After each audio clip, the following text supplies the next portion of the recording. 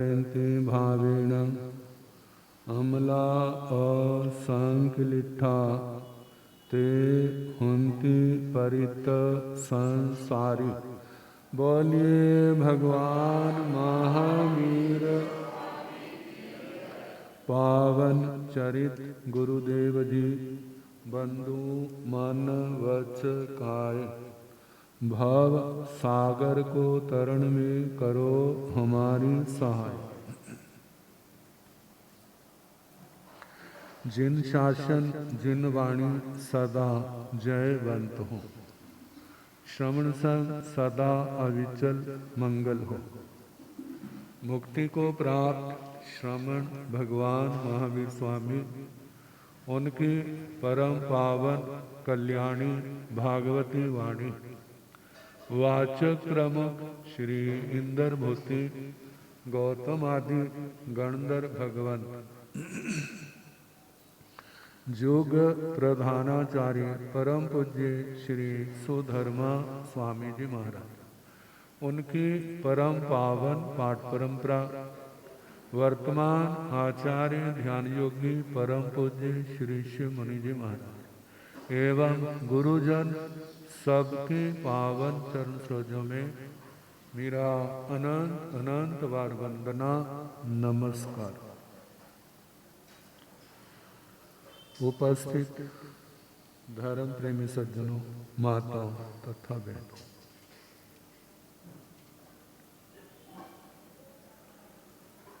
नव तत्व और उसमें संवर तत्व 12 भावनाएं 8 सुनाई जाती। अब है निर्जरा। इस शब्द में पहले उपसर्ग है निर, फिर उसके बाद है जरा। जरा का मतलब होता है जीर्ण। जीर्ण का मतलब निस्सार। जब कपड़ा बहुत पुराना हो जाता है ना, हाथ भी लगाओ तो पुरने लग जाता है, कारण उसकी शक्ति खत्म हो। जब अंदर शक्ति होती है तो भागते हैं। जब जवानी होती है ना, पौड़ियां चढ़ते हैं तो एक बार में भी 3-3 पौड़ियां क्या कर लेंगे, इकट्ठियां चढ़ जाओगे। और जब 80-90 के पास 100 के पास पहुंच जाते हैं, फिर उसके बाद अब 3 पौड़ियां चढ़ो वाला। 3 तो क्या, एक भी चढ़ने के लिए सोचना पड़ता। धीरे धीरे धीरे धीरे 1 कदम उठाते हैं। ऐसा क्यों?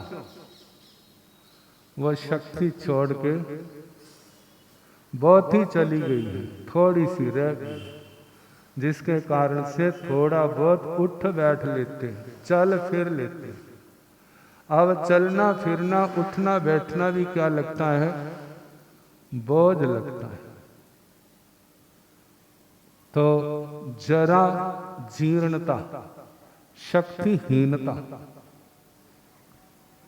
कर्मों की 2 दशाएं हैं, एक शक्ति संपन्न और एक शक्तिहीन। जो शक्ति संपन्न होता है, यदि उसकी इच्छा छोड़ने की नहीं है तो नहीं छोड़ता। आप जोर जितना मर्जी जोर लगा लो, जब उसकी शक्ति खत्म हो जाएगी फिर आपको कहने की जरूरत नहीं पड़ेगी, वो अपने आप ही क्या हो जाएगा, अपने ही बोझ से गिर जाएगा। तो निर्जरा, विशेष करके बुढ़ापा, वृद्धावस्था, जब कर्म जीर्ण हो जाते हैं तो वे आत्मा से अपने आप अलग हो जाते हैं। इस प्रक्रिया में जो साधक है उसको तप कहते हैं। तप 12 प्रकार का है, तो निर्जरा भी कितने प्रकार की है। 12 ही प्रकार की है, उसके 13 भेद नहीं है। तप 12 है तो निर्जरा भी 12 प्रकार की। तो निर्जरा को धुलाई भी कहते हैं, तपाई भी कहते हैं। धुलाई का मतलब धोना और तपाई का मतलब तपाना। बस्तर पानी से धोने से साफ होते हैं, बस्तर अग्नि में साफ, अग्नि में क्या होगा, उनका सुवा बन जाएगी। लेकिन सोना चांदी इनको साफ करना है तो पानी की अपेक्षा अग्नि से धोया जाता है, अग्नि से इनकी सफाई होती है। ऐसे ही आत्मा, इसके ऊपर कितनी कर्मों की मैल है। कहते बस्तर धोना आसान है, सोने की सफाई करना भी मुश्किल नहीं है, लेकिन आत्मा को धोना ये आसान नहीं है। इस आत्मा को धोने में दुनिया का कोई ऐसा जीव नहीं है जो अनंत बार धोने के लिए ना लगा। कितने लोग धोते धोते थक जाते हैं, फिर हार करके बैठ जाते, कहते तो काम होना ही नहीं। कितने लोग ऐसे, कितने लोग ऐसे हैं जिनको धोने तो लगे थे, लेकिन कैसे धोया जाता है इसका ज्ञान नहीं, रास्ते में भटक गए।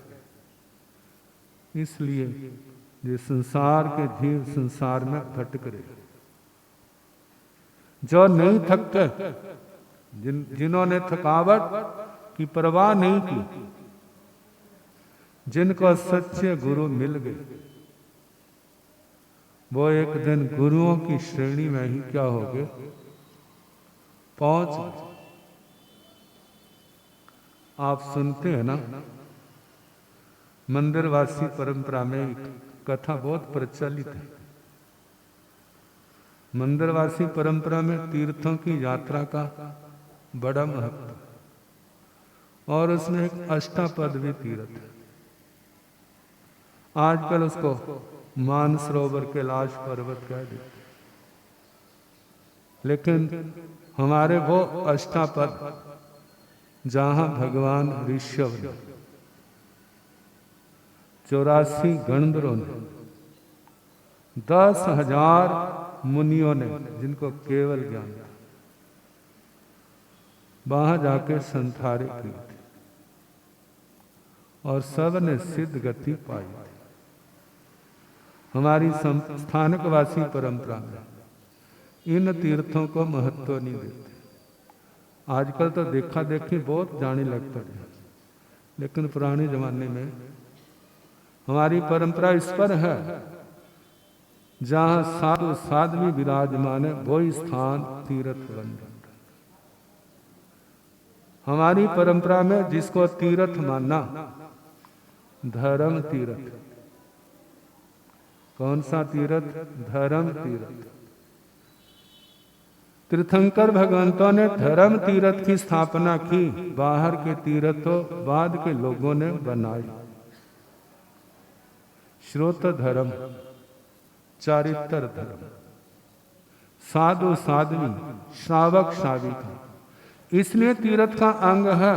उनके अंदर धर्म है, उनके अंदर ज्ञान है, उनके अंदर संयम है। किसी के अंदर पूर्ण है और किसी के अंदर अपूर्ण है। उस संयम तप की आराधना से जहां संवर भी हो रहा, संवर भी हो रहा और निर्जना भी हो रही, तीर्थ स्थानों पर जाने से यही माना जाता ना हमारे पाप धुल जाएंगे, लेकिन हमारी परंपरा जिन्होंने आगमों का आधार लेके कहते ये तो पाप आप कहीं पर भी धो सकते हैं। किसी की इतिहास की रुचि है तो वो चले जाते हैं, बात अलग है, लेकिन आत्मा को धोने वाला कौन है? ज्ञान, सम्यक ज्ञान, सम्यक दर्शन, सम्यक चारित्र, सम्यक तप, ये आत्मा की धुलाई करने वाले। तो उस परंपरा की बात कर रहा हूं। आवश्यक उस श्री उत्तराध्ययन सूत्र की निर्युक्ति 10वें अध्ययन के अंदर कथा आई। देवता ने कहा जो अष्टापद तीर्थ का एक बार यात्रा कर लेता है ना, वो चरम शरीरी होता है। गौतम स्वामी जी के मन में भी आया, मेरे द्वारा प्रतिबुद्ध चेले तो केवली बन गए, लेकिन मैं नहीं बन। अब मन के अंदर आया, भगवान से वंदना की, भगवान में अष्टापद पर जाना चाहता। भगवान भी जानते इसके जाने से कितने जीवों का उद्धार होगा। कहते आहा सोहम जाओ, चल पड़े अष्टापद पर्वत पर। वहां तो क्या 3 मेखलाएं, एक ऐसे परिव्राजक संत जो व्रत पारना करते थे, वो पहली मेखला तक जा सके, आगे नहीं।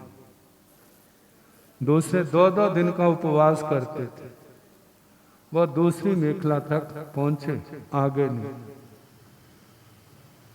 तीसरे तेले पारना करते थे, वो तीसरी तक पहुंचे, लेकिन आगे उन्होंने दूर से देखा एक संत आ रहा और ये भी आना चाहता है।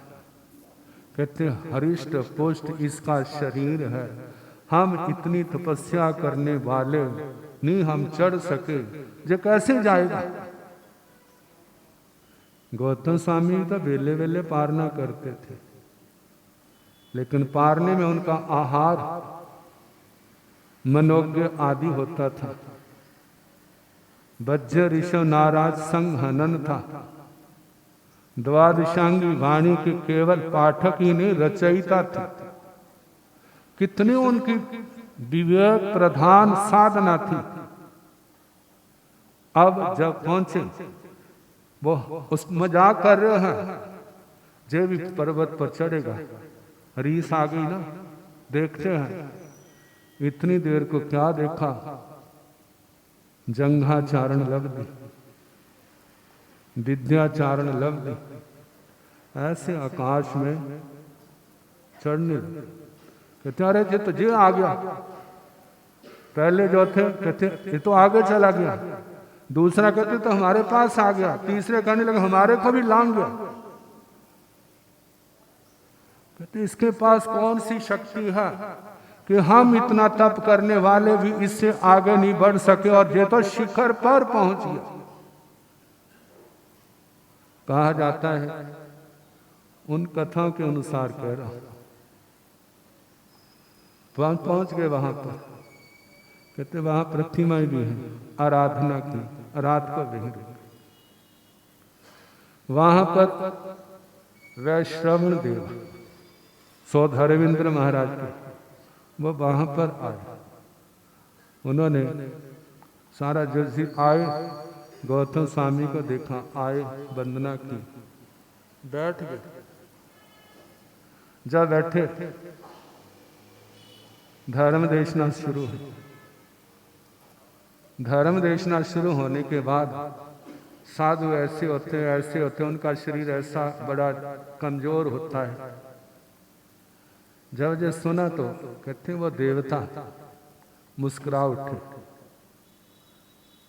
ये तो ऐसा इनका शरीर तो क्या हरिष्ट पुष्ट है, क्या ये साधु नहीं? गौतम स्वामी जी मन पर ज्ञान के धारक, उन्होंने समझ लिया। उन्होंने फिर श्री ज्ञाता धर्म कथा सूत्र का 19वां अध्ययन पहले स्कंद का पुंडरीक और कंडरीक का सुनाया। कहा कंडरीक इतना तप के द्वारा उसका शरीर कृश हो गया है, लेकिन संयम से भ्रष्ट हो गया। आरत ध्यान रौद्र ध्यान के कारण सप्तमी नरक का अधिकारी बना। और पुंडरीक भाई के गिरने से स्वयं संभल गए, उनका शरीर हृष्ट पुष्ट। और वो 2 दिन का पारना किया था, पारने में अनुकूल आहार नहीं मिला। रात को शूल का दर्द हुआ, महावेदना हुई, समता से प्राण छोड़े 26 में देवलोक में चले। कहते हैं हमारे लोग बाहर की साधनाएं बड़ी जल्दी सामने आती, लेकिन मन का किसको पता। मन की साधना, उनको अपनी भूल का एहसास। उनमें एक देवता थे, उन्होंने इस अध्ययन को स्मृति में रखा और कहते 500 बार उसकी आवृत्ति की। और वही आने वाले समय में आचार्य जुग प्रधान आचार्य श्री आर्य बज्जर स्वामी जी के रूप में उनका जन्म हुआ। कुछ कम 10 पूर्वों के धारक थे, जिनका नाम लेने से भी आत्मा कितने कर्मों को धुलते हैं, झड़ते। अब 1500 सोच रहे हैं जे आएंगे, हम इनके क्या बनेंगे, इनके शिष्य बनेंगे, जे शक्ति हमारे को भी दे दो। अगले दिन जब उतरे, सब ने चरण पकड़ लिए, आप हमारे गुरु और हम आपके शिष्य, हमें दीक्षा दो। दे दी दीक्षा। जब दीक्षा दे दी, जब आए गोचरी का समय, तो नव दीक्षित की 6 महीने तक कहते ना सेवा करो तो महानिर्जरा होती। तो गौतम स्वामी कहते मैं दीक्षा को जा रहा हूं, बोलो क्या खाओगे? कहते हमारा जो दे दोगे वही खा लेंगे, लेकिन मन तो खीर खाने का कर रहा है। क्योंकि आपने पूछा है इसलिए कहा कि मन तो खीर खाने का कर रहा है, बाकी आप जो दे दोगे। और सारे सोच रहे हम 1500 और लाने वाले कितने हैं, इतना भोजन उठा लेंगे वाला। चलो देखते हैं गुरु क्या होते हैं। गए, किसी के घर थोड़ी सी खीर मिली, ले आए, कह लो बेटा बैठ जाओ। कहते 1500 को कह रहे हैं और खीर कितनी वाला, छोटी सी पात्री में। अक्षीण महानस लब्धि के धारक, कहते जब तक इस लब्धि का धारक स्वयं भोजन नहीं करता, तब तक उसके द्वारा लिया गया भोजन उस पात्र से हजारों लोग खा जाए, लाखों भी खा जाए, तो भी खत्म होने वाला नहीं है। और ऐसा संत जिस रसोई से भोजन लेकर के आया है, जब तक वो स्वयं नहीं खा लेगा, उस रसोई से लाखों व्यक्ति भोजन खा जाए, वो भोजन खत्म होने में नहीं आए। अब सारे बैठ गए, गौतम स्वामी जी उनको खिलाने लगे। सब ने पेट भर के खा लिया, सारे हैरान हैं जी क्या है बोला, बर्तन तो इतना का है और कितने खा गए, लेकिन खीर फिर भी खत्म नहीं हुई। कहते हमारे गुरु तो ये तो साक्षात भगवान का रूप है, हमें सब कुछ मिल गया। गौतम स्वामी ने भी अपना पारना किया और चलो बता रहे हैं मेरे भगवान सामने भगवान महावीर, मैं उनके दर्शन कराऊंगा आपको। कहते मैं तो उनके चरणों का सेवादार हूं। कहते आपके भी भगवान है? कहते हाँ, हमें तो नहीं लगता आपके भगवान हो। आप इतने बड़े जिसकी हम कल्पना नहीं कर सकते। देख ही लिया ना, छोटी सी पात्री में खीर को कितने को पेट भर दिया, फिर भी उसका अंत नहीं आया। आपके गुरु कैसे होंगे? कहते जाके देख लेना। अब आगे आगे गौतम जी और उनको समझा रहे हैं वो सारी स्थिति। जहाँ ऐसे भगवान विराजते हैं, ऐसे गणधर विराजते हैं, ऐसे सामान्य केवली बैठते हैं, ऐसे मन प्रभ ज्ञानी द्वादशांगी श्रोत केवली सबका बताया। और एक और साधनियाँ हैं, आपने पहले भगवान को वंदना करनी, फिर गणधरों को वंदना करनी, फिर केवलियों को वंदना करनी, सारा बताया। कहते हैं जो तेले वाले थे उनको तो रास्ते में केवल ज्ञान हो गया, और बेले वाले समोसरण के पास पहुंचे तो ज्ञान हो गया, और व्रत वाले थे जब भगवान के अतिशय देखे शतर आदि उनको केवल ज्ञान हो गया। अब गौतम स्वामी जी भगवान को वंदना कर रहे, सोच रहे हैं वो मेरे पीछे आ रहे होंगे। एक दो व्यक्ति तो नहीं थे, कितने व्यक्ति थे। 15 को पैरों की टप टप की कितनी आवाज हो जाती है वाला। अब 15-20 भी पौड़ियां चढ़े ना तो ऊपर वालों को पता चल जाता कोई आ रहा है। तो वो कितने 1500, जब गौतम स्वामी ने उनको भगवान को वंदना करके उठे हाँ और पीछे देखने लगे तो सारे केवलियों की परिषदा की ओर जा रहे। जब केवलियों की परिषदा को उनको बड़ा ख्याल आया, अरे मैंने तुम्हारे को इतना समझाया केवलियों की अशातना करो, वापिस आओ, पहले केवली बन लो फिर जाना। इतनी देर में भगवान के शब्द कानों में पड़े, गौतम केवलियों की आशातना मत करो। भगवान क्या कहा, जो केवली बन गए, कहते सारे केवली बन गए। क्या हो गए, सारे केवली बन गए। कितने कहते हैं भगवान के तो 700 केवली है, जो 1500 कहाँ से आ गए। कहते वो भगवान के हैं जो गौतम स्वामी के, लेकिन के हैं जय गौतम स्वामी। और उसके संबंध में 714 की संख्या का और भी कोई बात हो सकती है, लेकिन भगवान इनको केवल ज्ञान हो गया, मेरे को दीक्षा लिए इतना समय हो गया, मन क्या हो जाता है ना, मेरे को केवल ज्ञान नहीं हुआ। कहते आपको नहीं अभी होगा। क्यों नहीं होगा, क्योंकि आपके केवल ज्ञान के अंदर अंतराय कौन बैठा है, मैं बैठा हूं। कहते मेरा मोह छोड़ दो तुम्हें केवल ज्ञान हो। कहते मेरे को ये नहीं छोड़ना, केवल ज्ञान नहीं होता तो कोई बात, अगली बात कर लो।